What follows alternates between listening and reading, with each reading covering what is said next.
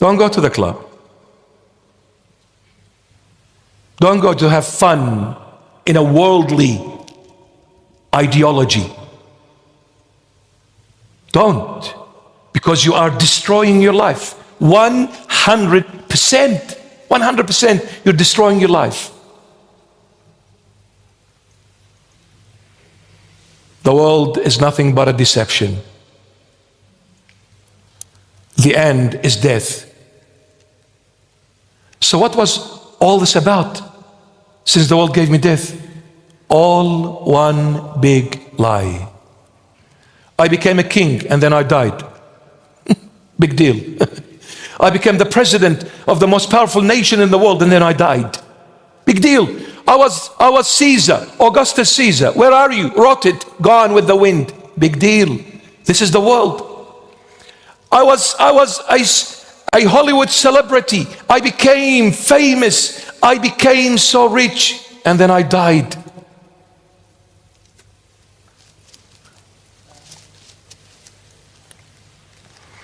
Saint Simon, the saint, the patron saint of this church, he was beheaded in the 4th century, over 1600 years ago. The church is named after him. Why? Because he never died. He who has the Son, Jesus Christ of Nazareth, has eternal life. After 1600 odd years, we still remember Saint Simon, the patriarch of the Church of the East. Who gives 1 penny about Caiaphas? Who gives 1 penny about Pontius Pilate? Who gives 1 penny about Augustus Caesar? Who gives one penny about all the empires that came into this world? Gone! Christ is the living Messiah. People still coming and receiving Jesus Christ as their Lord and God in the 21st century. Over 2,000 years, He is still kicking, and so powerfully. And so powerfully. From all over the world are receiving Jesus as their Lord and God. Why? Because He is the living Messiah. He's the living Messiah.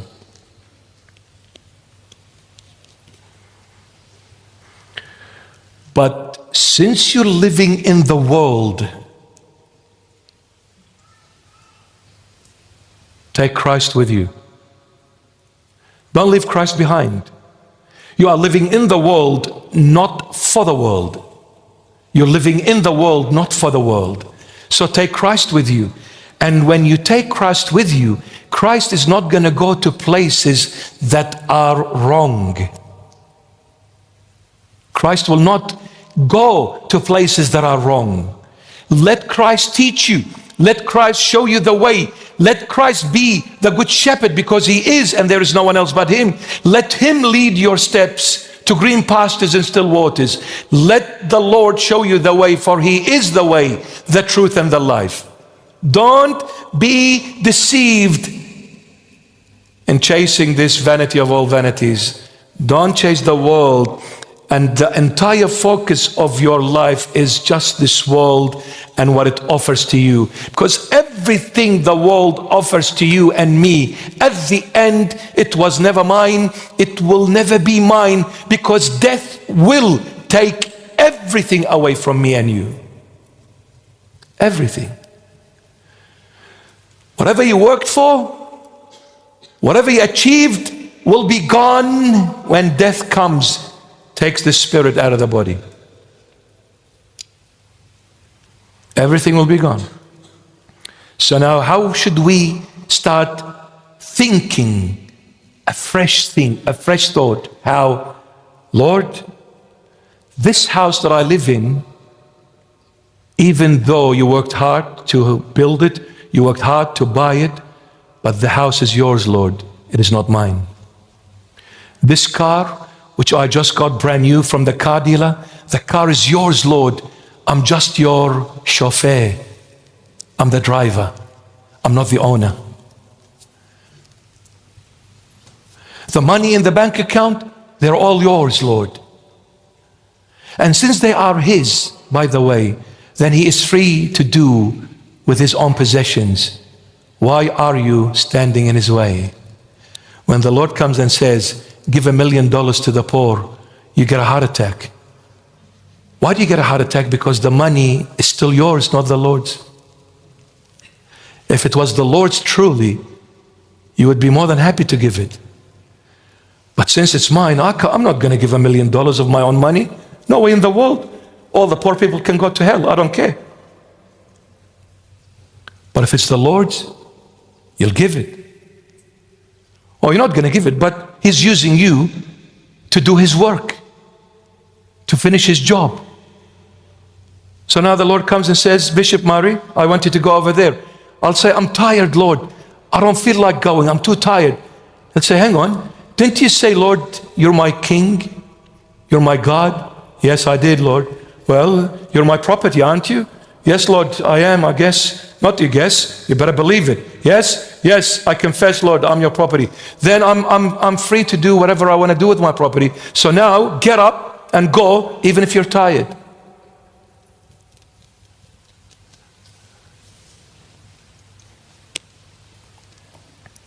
When are we going to really wake up and think once in our life that I don't own myself, neither myself nor anything else, nor anyone else. Everything is the Lord's. Why are you acting as if you're the owner? You're a steward. You've been given this to look after till he calls you home. It's not yours, it's the Lord's. So to all church leaders, the church is not yours, nor anything else. It is all the Lord's.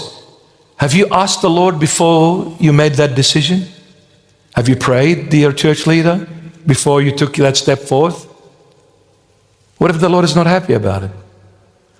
Are you going to say, well, the Lord put me here and he gave me the keys so I can tie and loosen whenever I want? No, whenever the Lord wants, not you. Even though he put you there, even though he gave you the keys, and even he said, when you tie it, it's tied in heaven, and when you loosen it on earth, it's loosened in heaven. But my way, leader, not your way, my way. I'm not absent. I'm the ever-present God. And I'm the only truthful owner of the church. I'm the head, remember? And there's only one head to the body. All of you are the body. You are the church, and the church is the body. But there is one head to this body, and his name is Jesus Christ of Nazareth. So the church leader is not the head. He's the body. Placed as a leader by grace, not by merits. By grace, not by merits. The one who is the head by merits, by law, is Christ. We're all sinners. He's the only one who is sinless. So my beloved, do not be deceived by the world. Don't just chase the world. Come to the Lord Jesus. I beg you, come to the Lord Jesus, for he is the truth. Let him guide your steps. And when you wrestle with him, we'll find out next week what this wrestling was all about, my beloveds. May the Lord Jesus bless you always, guide you and protect you always. We are continuing our journey, and I believe it's going to be the last one in the struggle between, the spiritual struggle between Rachel and Leah. And today is part 3, I believe. So we'll be summing it up this evening by the grace of the Lord Jesus. Last week, actually before we say last week, any new faces for the first time? Show of hands. First time ever? Yes, thank you. Thank you, thank you, thank you, thank you, thank you. Welcome, welcome. Well, welcome to all the new faces. If it's the second time, you're almost there. Third time? Fourth time. Wow, amazing. So that means you're continuing to come. That's wonderful. All right, well, thanks very much for all the new faces that are with us today. I pray that you continue coming for the glory of the one and only Jesus Christ of Nazareth. So last week, we said that our father Jacob, all night long, he wrestled with this angel, and this angel happens to be the Lord Jesus himself. So the Lord did appear in the Old Testament. Nothing is new. So it wasn't just he came in the New Testament. He was revealed also in the Old Testament to our father Jacob, to his grandfather Abraham as well. So he wrestled with this angel. Our father Jacob said, I'm not going to let go of you, angel. And this angel, we said, is the Lord Jesus, until you bless me. And the angel said, let it go. You're not that big enough for this blessing. He said, no, I will not leave you alone until you bless me. So they wrestled all night long till dawn. When dawn came, the angel dislocated Jacob's hip as a blessing. So that was incredible. But we stopped at what kind of a wrestling was this? Now, we all know that we have seen a wrestling match at some stage in our life. And when one side gets broken, i.e. loses, well, who wins? The defeated side wins? Of course not. In any wrestling match, that defeated side cannot win, isn't it? The defeated side cannot be the winner. Of course not. However, we see in here that Jacob wrestled with God and his hip was dislocated, meaning he lost, he was defeated, yet he won. Yet he won the wrestling match. How did he do that? How come he ended up being defeated, yet he was the winner? And he was wrestling with God. The Lord Jesus is God. So how can you win with God? Well, Hosea, this is one of the prophets of the Old Testament, Hosea chapter 12 verse 4 explains how a human being, or specifically here he's talking about Jacob, he explains how Jacob won with God, yet he was defeated by God. In Hosea 12:4, it says that he, meaning Jacob, wept and sought favor from him, meaning the angel Jesus Christ. So now, how did Jacob win yet he was defeated? Because he wept, he cried before God. And King Solomon, in the Song of Solomon, chapter 6, verse 5, says, turn your eyes away from me. Me here meaning God, the Lord Jesus. Turn your eyes away from me, for they have overcome me. Which eyes? The Lord is saying, turn them away from me. The teary eyes, the eyes that shed tears, the eyes that cry before God. Those crying eyes win with God. They overcome God. So how did Jacob win yet he was defeated? Because he cried before God. And the moment God saw the tears coming down from Jacob's eyes, he came back and showed mercy to him. He came back and showed mercy to him. Apparently, my beloveds, tears are the only way that we will overcome God with. If you want to win with God, show him tears. And by the way, tears do not lie. Tears do not lie because they come from the heart. What lies? The tongue. Because the tongue can be twisted. We can say things we don't mean. Inside there is one thing, and on the lips is totally a different thing. God cannot accept a lip service. God wants your heart. I am the God of hearts because I am love, and that's where love comes from, the heart, not the lips. So when the tears come down, they are definitely coming from the heart, because tears never lie. And you know it, I know it, we all know it, when we are genuinely meaning something, tears automatically come down. We cannot stop them. We cannot stop them.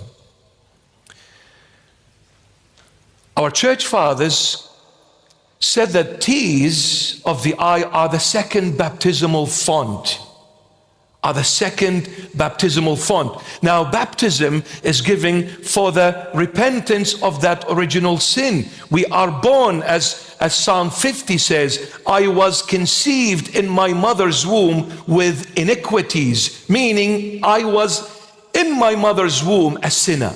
I came down from my mother's womb as a sinner, and the wages of sin is death, Romans 6:23. And the wages of sin is death. Therefore, baptism is given for the repentance of those sins, and tears are the second baptismal font, because when you cry, you are repenting on the wrong things you have said and done in your life, my beloved.